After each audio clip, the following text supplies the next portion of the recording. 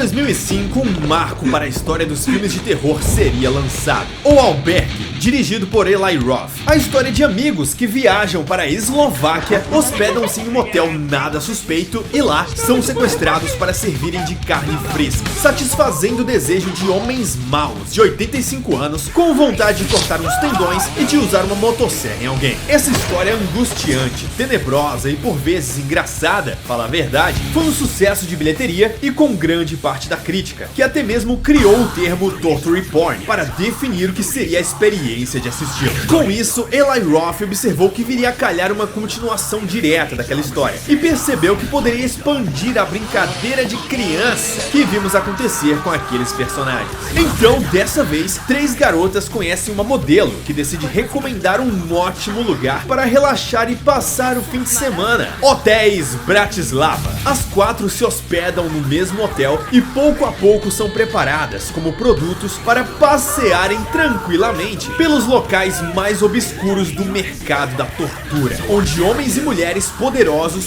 pagam não apenas para assassinar, mas para alimentarem seus lados mais perturbadores. Porém, nem tudo que você está imaginando é como vai acontecer, e nem todo mundo é quem aparenta ser. Eu sou o Wes do Cinemania e hoje a recomendação continua a mesma: nunca vá de férias para a Eslováquia, a não ser que você tenha muito dinheiro. Pois é, vocês vão entender. Finalmente, o Albergue 2 chegou ao canal depois de 3 anos do review do primeiro, e eu posso dizer que valeu a pena, porque para nossa surpresa, e já adiantando, o Albergue 2 é tão bom quanto o original, e talvez até melhor, tô falando sério, e você vai saber tudo sobre ele agora. Mas antes, não esqueça de deixar o seu like para ajudar no engajamento desse vídeo de buenas. Então, hora de participar de um leilão. Se der.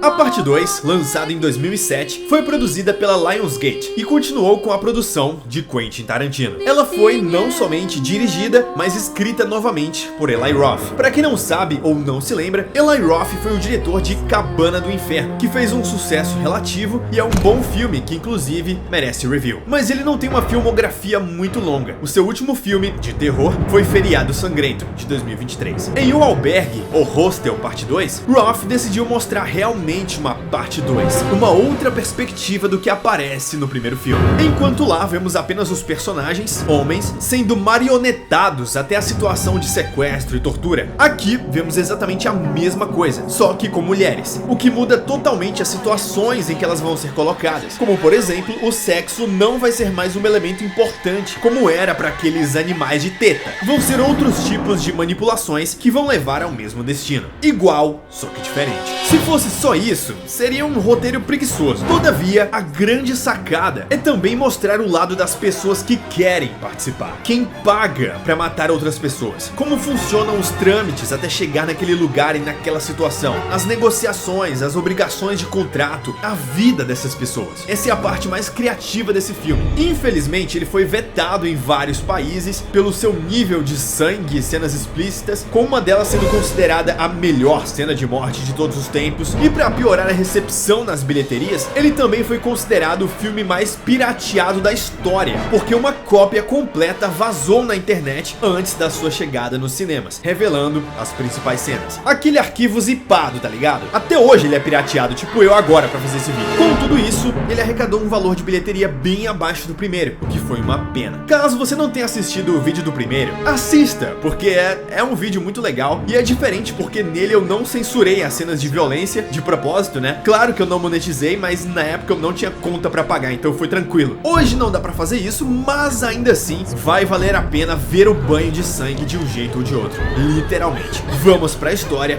e em paralelo eu vou contando mais. O filme começa com os créditos iniciais, e de fundo, um homem e uma fornalha. Ele está incinerando roupas, objetos de adorno, documentos, dinheiro e fotos de uma mulher. Essa é uma cena meio solta no filme só para nos ambientar ao que vamos ver em seguida. Antes de continuar, eu preciso fazer 2 complementações ao meu review de O Albergue 1. A primeira é, lembra do Paxton, aquele que conseguiu escapar do covil? Certa hora da fuga, quando ele encontra um dos clientes americanos se preparando para esfolar a cana, o personagem mostra a tatuagem de um cachorro que ele tem no braço. A mesma imagem do cachorro da logo do Elite Hunting Club. Elite Clube de Caça. A organização que oferece essas experiências de tortura e matança. Não lembro porque eu pulei essa informação no review, mas ela vai ser importante. A segunda é sobre o final do filme. No vídeo eu acabei narrando o final alternativo. Pois é, marquei touca. Nem me ocorreu que o final do Paxton sequestrando a filha do velho torturador não era o final verdadeiro. Na realidade, o verdadeiro é mais violento e mais coerente. Simplesmente o Paxton entra no banheiro, onde o velho estava cagando, e arranca os 2 dedos do cara com um bisturi. Depois ele o afoga no vaso e rasga a sua garganta. Bem mais bonitinho que sequestrar a filha dele, que é um final esquisito, né? Que diabo ele ia fazer com essa menina? Enfim, voltando pra parte 2, uns guardas do trem encontram um fugitivo Paxton encostado na janela, dormindo e sangrando, muito semelhante a você indo trabalhar no ônibus de manhã. Eles o levam pro hospital e aparecem 2 investigadores pra tratar com o desgraçado. Um deles era italiano e a outra a tradutora. Beleza, o investigador começa a perguntar sobre o que ele viu na Eslováquia e o Paxton abre o jogo. Um lugar em que homens ricos torturam jovens turistas e que mataram 2 amigos dele. Inclusive, fala também como conseguiu fugir, atropelando Natália e Sveka Prikitana. Só que daí as perguntas começam a ficar estranhas. Quando o Paxton menciona aquela tatuagem que viu no homem, eles fazem a ligação com o cliente assassinado no banheiro da estação. Vão comer o Paxton bem gostoso agora. Eles falam que viram o Paxton nas gravações das câmeras de segurança e o tiozinho mostra a sua tatuagem de dogão. Paxton agora vai mamar. Ele leva uma bisturizada no útero e o cara arranca seus ovários fora. Era um pesadelo. Paxton, efetivamente, voltou pra casa vivo e seguro. Mais ou menos. Descobrimos que ele está sofrendo de transtorno de estresse pós-traumático, claro, e acorda sua namorada toda noite gritando com pesadelos. Namorada essa que o aceitou de volta só por pena. O grande impedimento pro Paxton não revelar todo o esquema do clube de caçadores é, obviamente, por ser formado por pessoas influentes com poderes o suficiente para o encontrarem onde quer que ele esteja. Claro que a sua namorada não acredita nesse exagero, mas ela vai acreditar, relaxa. Isso não vai ser mais um problema. Paxton não é o...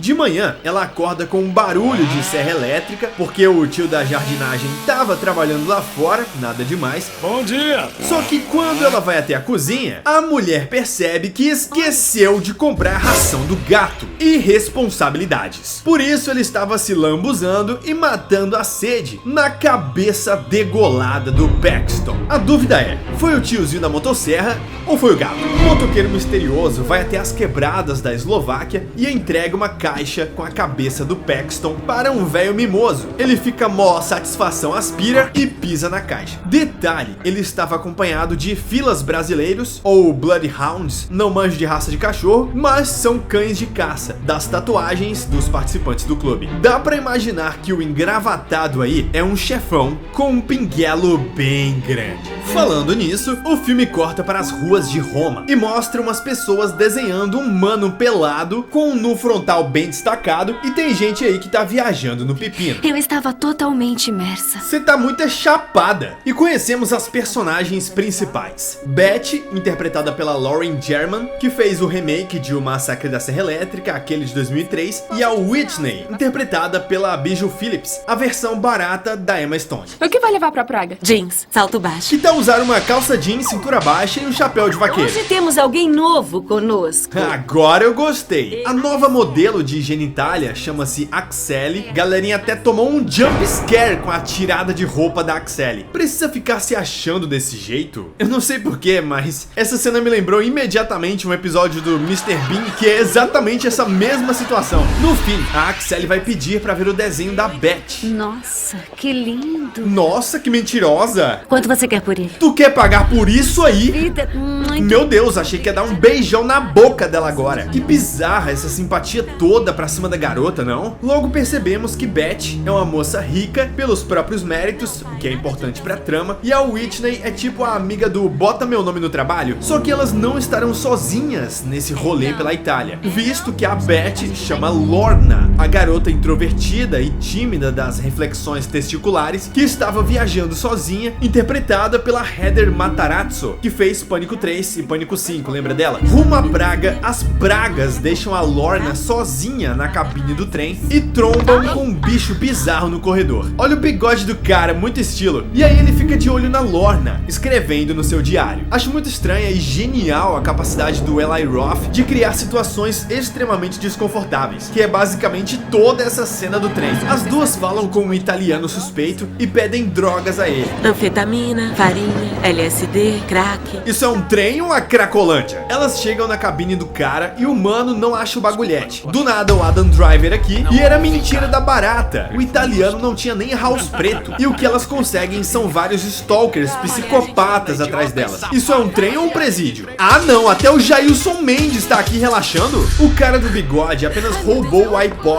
da Lorna. E a Whitney vai atrás de algum policial que ainda esteja vivo nesse trem. Olha o catarrão! Só que ela avista os marginais vindo em sua direção. Mas é sério, não tem nenhum guardinha barrigudinho sequer pra fazer a vigilância dessas cabines? Quando elas se escondem, quem aparece na porta é ela.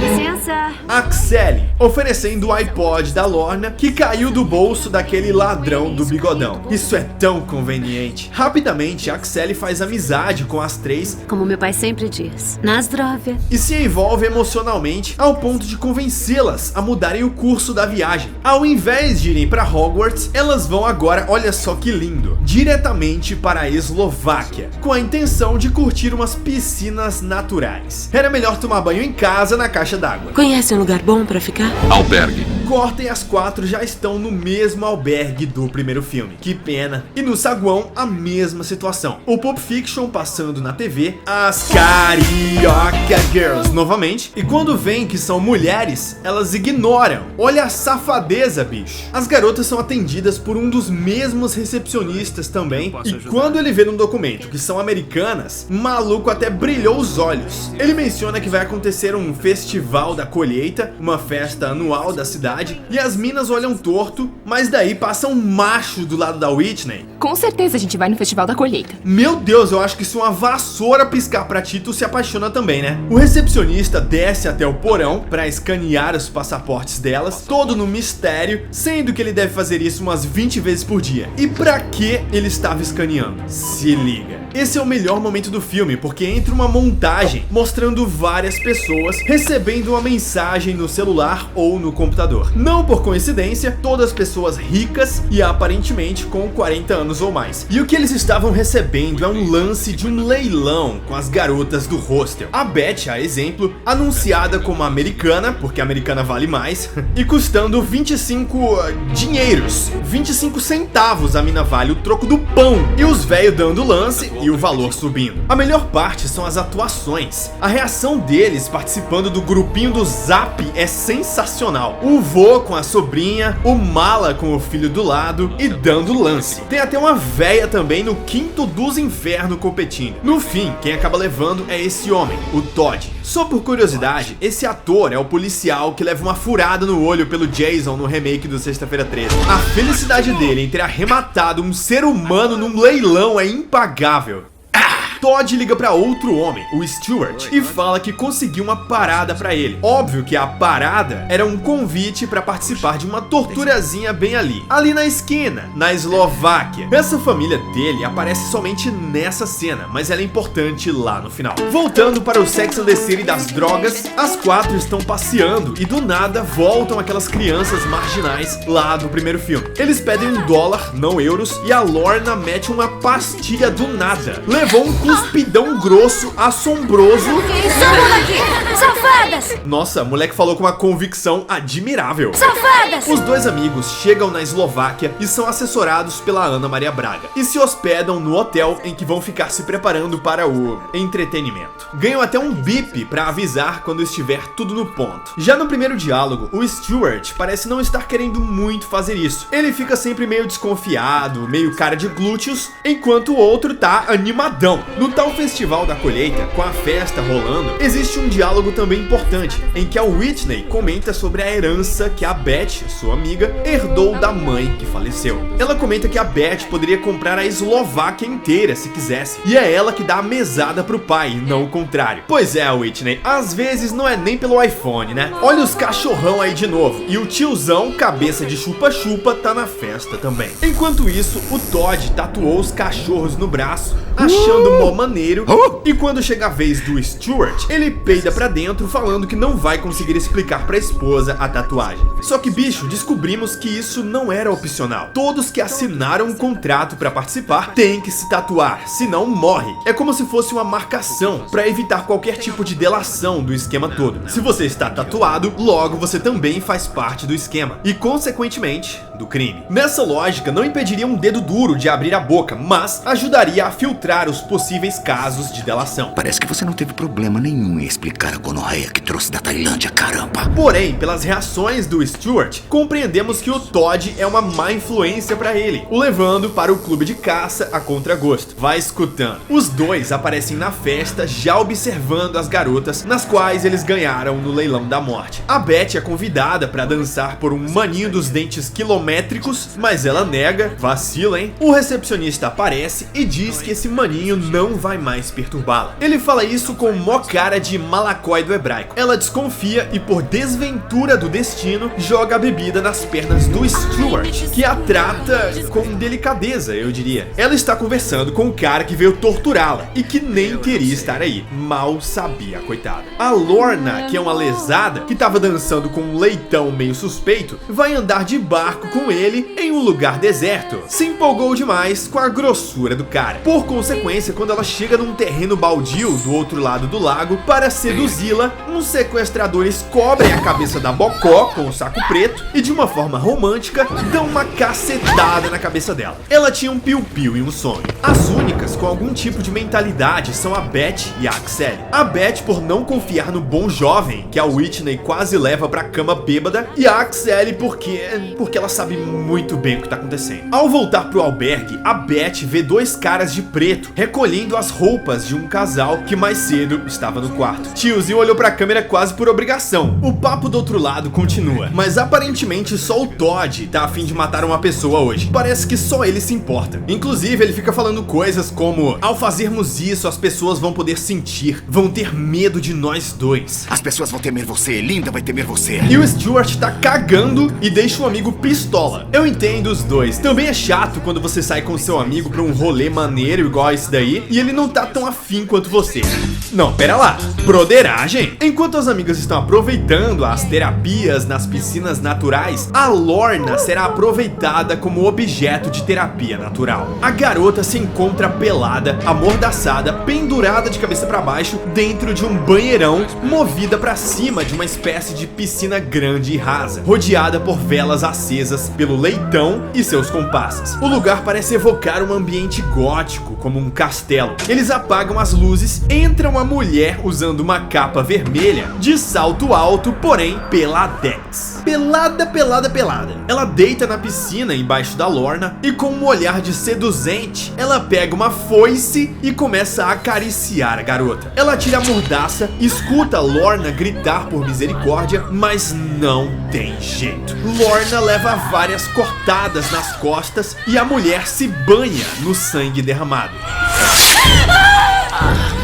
Sim, ela está tendo um orgasmo. Pra finalizar, ela pega uma foice menor e corta o pescoção veiudo da Lorna e já é Elton. Muitas pessoas consideram essa uma das melhores cenas de morte dos filmes de terror. E tem uma teoria. Nos créditos, essa mulher misteriosa é creditada como Senhora Bathory, que vem de Elizabeth Bathory, mais conhecida como a Condessa Sangrenta, uma psicopata do século XVI que curtia se banhar no sangue de jovens virgens. pra manter a juventude ou simplesmente só por prazer. É possível interpretar que essa Mrs. Bathory é a própria Condessa Sangrenta que está viva até esse momento no tempo por conta dessas práticas. É uma referência muito interessante. Além disso, também é diferente o fato de ser uma mulher que está torturando outra mulher para o seu próprio prazer, coisa que não vemos igual em outros filmes. Beth acaba dormindo na piscina, com a Axelle acariciando seus ombros e com direito a até um beijinho. Lá ela.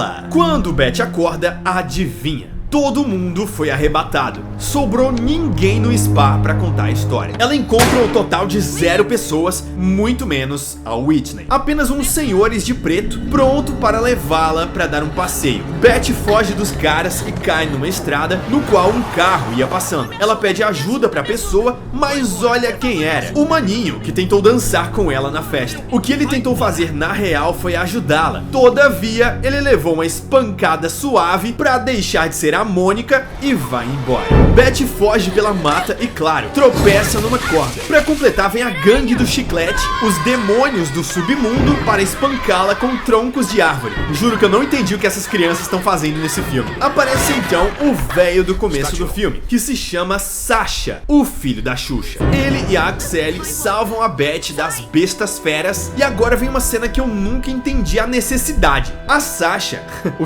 desculpa, faz unidunité nos moleques e eles escolhem um pra sacrificar. Esse pivete aí morre com um tiro na nuca. Eu quero saber qual é a relação do Sasha com essas crianças. Foi só uma punição ou havia alguma regra entre eles? Eu não sei. Cena muito longa e meio desnecessária. O ponto fraco do filme talvez fique com a Axelle e o seu Sugar Daddy, porque desde o começo fica exposto que ambos fazem parte do Haunting Club. A Axelle aparece do lado de um dos cachorros. Então, quando chega essa cena toda bonitinha, sem nenhum tipo de tensão, com a Beth achando que se deu bem, que tá salva, isso na verdade é só uma enrolação, já que nós sabemos que a Axelle vai ferrar com ela. E principalmente esse velho, que é o chefão do rolê todo. E o que aconteceu com a Whitney? Se lascou gostoso.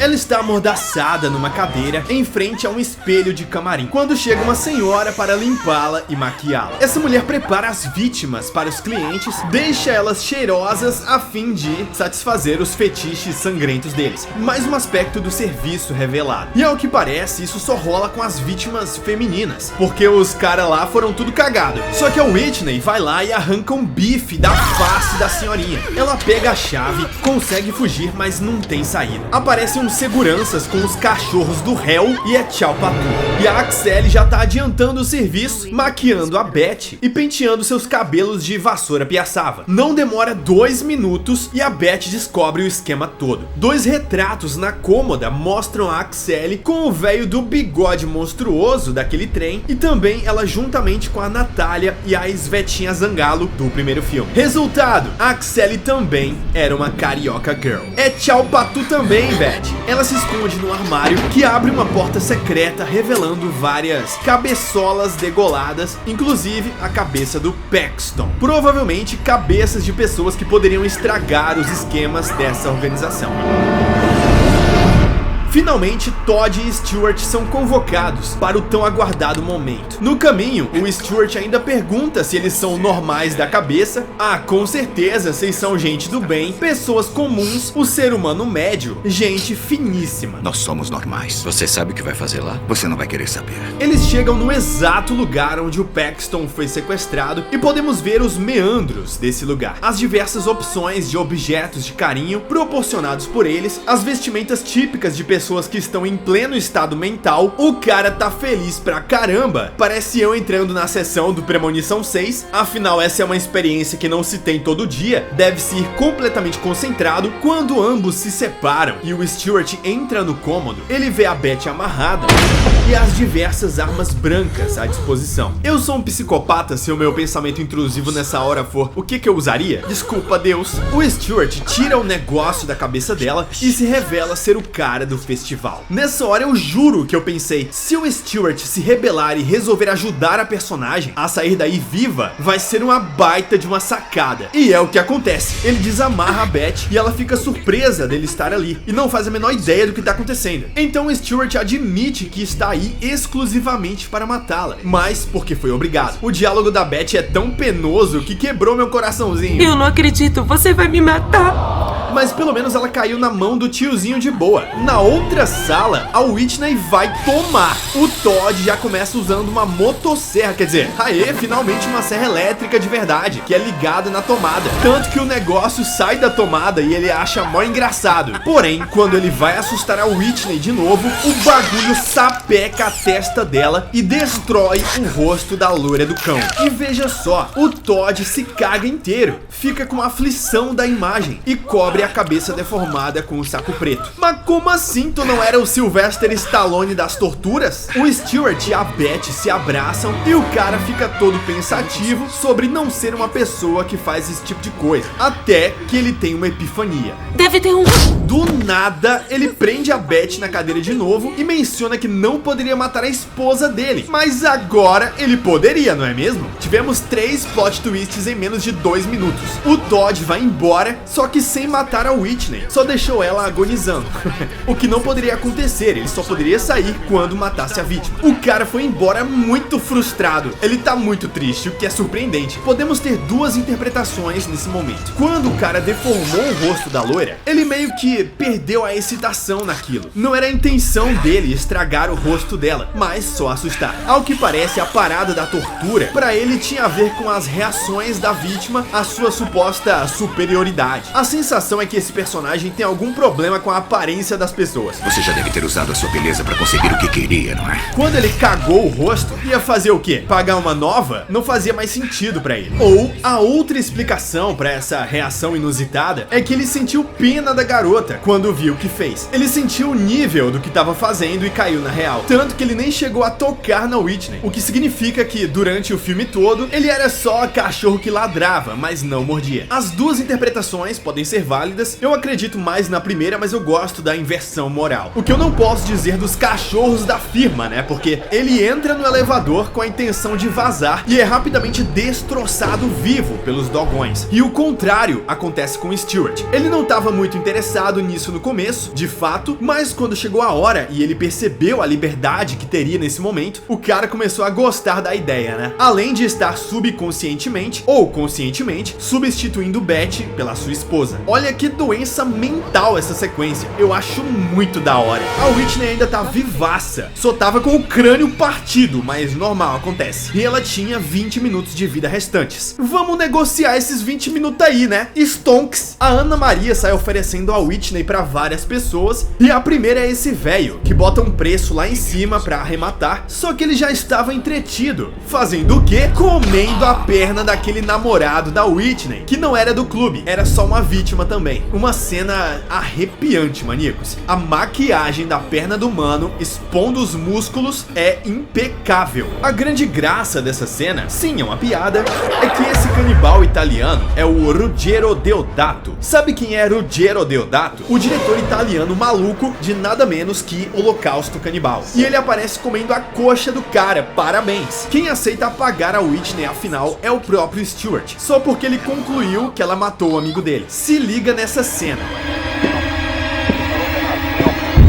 A direção do filme ainda tem a delicadeza de deixar a nossa mente completar o que acontece na cena. Enfim, o Stuart realmente encarnou na Beth a sua esposa, só que a Beth não vai se entregar fácil. Ela tenta convencer o desgraçado de que não é a mulher dele e de repente começa a seduzir o Stuart. Tudo isso pra ele tirá-la da cadeira e quando fosse tentar abusá-la, descer o sarrafo. E claro, ela não deixa nem o cara respirar e deita ele na porrada. Enforca o cara com uma corrente e domina a situação de um jeito muito fácil. Cena muito frenética. Ela tenta abrir o portão e tortura o cara com uma seringa pra pegar o código, que era a data do seu aniversário. Só que antes da porta abrir, os malas da segurança precisam liberar. Ela quebra o primeiro que entra e quando os outros chegam com os cachorros, a Mila Jovovich do inferno já estava com o piloto do Stuart na ponta do alicate. Então, ligeira, ela chama na sala o cachorro grande, o tchutchucão da parada toda.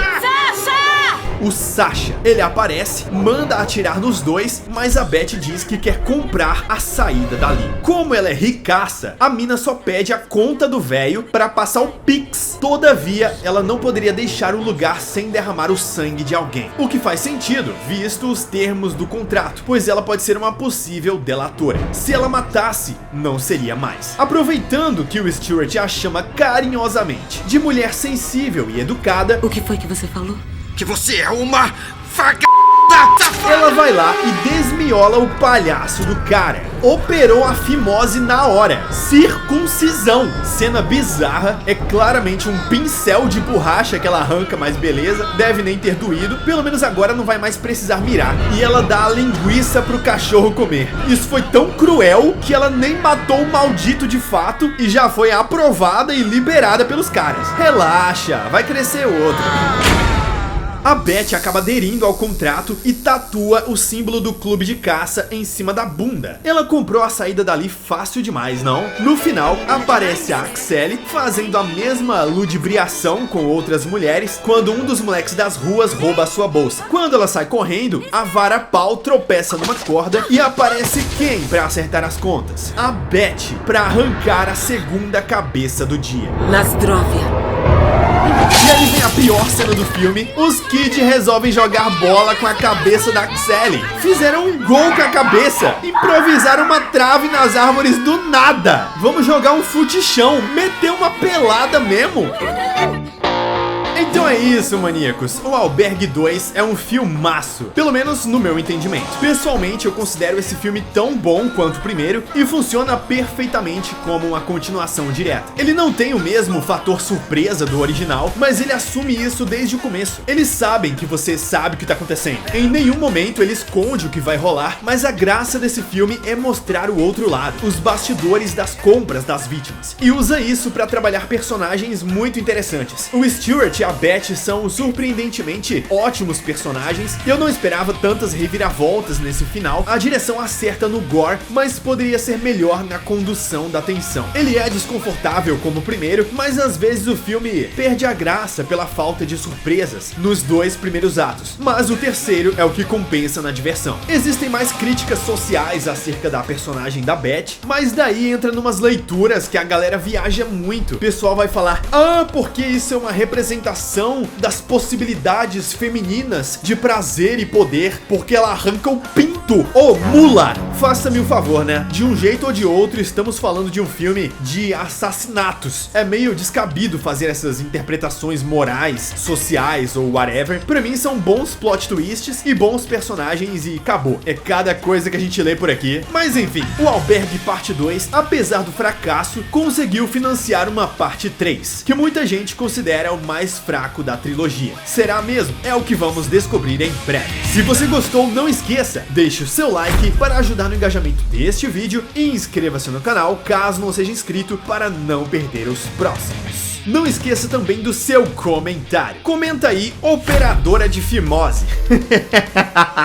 Operadora de fimose, porque assim eu vou saber que você assistiu o vídeo até o final e que você tem interesse em viajar para a Eslováquia para melhorar a saúde do seu órgão genital. E se você tem interesse em receber os vídeos antecipadamente, bem como ter o seu nome e a sua foto creditados aqui no final dos vídeos, considere ser um membro do canal, porque assim você recebe esses benefícios e me ajuda a manter o Cinemania de pé. Lembrando que os vídeos estão sempre disponíveis em formato de áudio no Spotify e no YouTube Music para você ouvir como podcast. Deixe um comentário lá no Spotify também. Muito obrigado a todos vocês. Em breve eu volto para mais um vídeo e Nasdrovia.